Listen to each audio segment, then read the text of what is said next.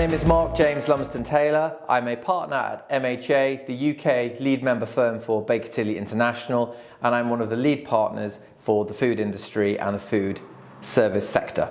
So today's budget, nobody mentioned food. So we could end it at this point.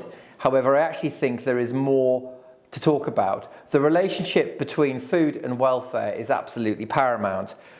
Great that the national living wage increased, coupled with frozen duties in certain areas and other home taxes, will boost the amount of money that the consumer or the average member of the public in this country will have to spend.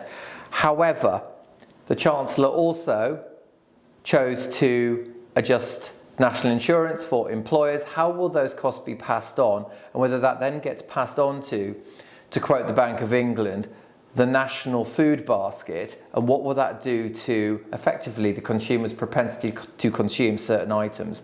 That's the big question. And I think what's disappointing from my perspective is that no one talked about that food, welfare and environment is all joined up together, because everybody needs to eat.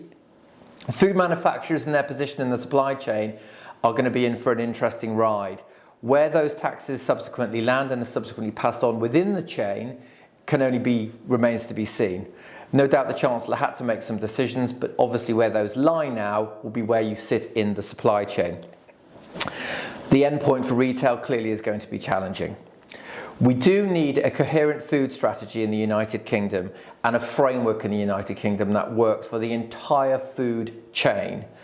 My concern is that this was not even mentioned today, and there will be many people out there, many businesses out there wondering what is next for British food and the British food chain. So effectively, no investment, no profile, no policy, that potentially equals no food, and we all do need to eat, right?